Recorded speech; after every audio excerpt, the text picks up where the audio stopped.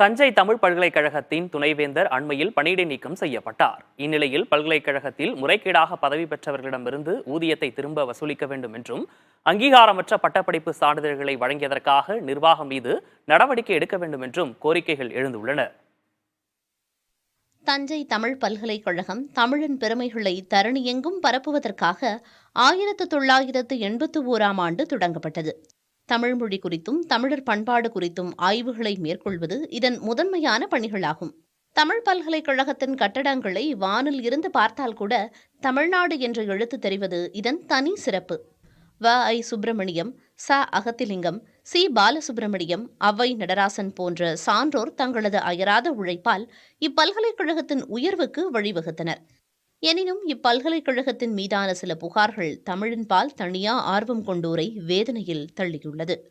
இப்பல்கலைக்கழகத்தின் துணைவேந்தர் திருவள்ளுவன் ஓய்வு பெற 28 நாட்களே இருந்த தருவாயில் ஆளுநரால் பணியிடை நீக்கம் செய்யப்பட்டுள்ளார்.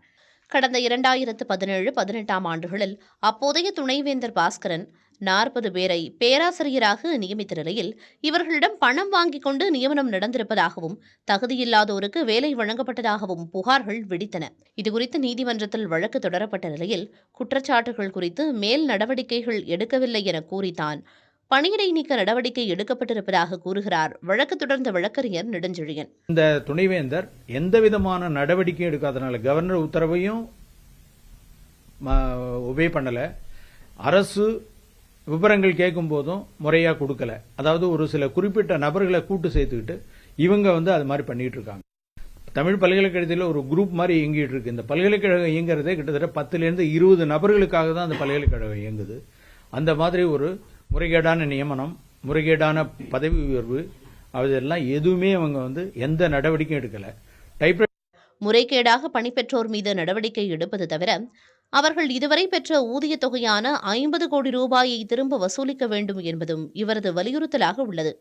முறைகேடுகள் குறித்து உரிய நடவடிக்கை எடுக்கவில்லை என்ற புகார் தவிர அங்கீகாரமற்ற சான்றிதழ்களை வழங்கியது உள்ளிட்ட தவறுகளும் இங்கு நடப்பதாக குற்றம் சாட்டுகிறார் வழக்கறிஞர் நெடுஞ்செழியன். இந்த துணைவேந்தரை சஸ்பெண்ட் பண்ணது மட்டும் இல்லாம இவர் மேல இவரோட பதவிக்காலத்தில் நடந்த அனைத்து முறைகேடுகள் தொடர்பாகவும் விசாரணை செய்து கிரிமினல் நடவடிக்கை, கிரிமினல் சட்டப்படி நடவடிக்கை எடுக்க வேண்டிய குற்றங்கள் நடந்திருந்ததுன்னா அதுவும் நடந்திருக்கு. அதாவது என்ன பண்ணிருக்காங்கன்னா, அப்ரூவ்டு அன்அப்ரூவ்டு டிகிரி எல்லாம் கொடுத்துருக்காங்க. சிலோன்ல போய் கொடுத்துருக்காரு, வெளியில கொடுத்துருக்காங்க. இது மாதிரி அன்அப்ரூவ்டு டிகிரிஸ் கொடுத்துருக்காங்க. அதெல்லாம் கிரிமினல் அஃபென்ஸ்ல வரும். அது தொடர்பாக கிரிமினல் நடவடிக்கை எடுக்கணும். தமிழ் பல்கலைக்கழகம் எதற்காக தொடங்கப்பட்டதோ அதன் பாதையிலிருந்து விலகிச் செல்வதாக இங்கு பணிபுரிவோரே ஆதங்கப்படும் அளவுக்கு நிலைமை உள்ளது.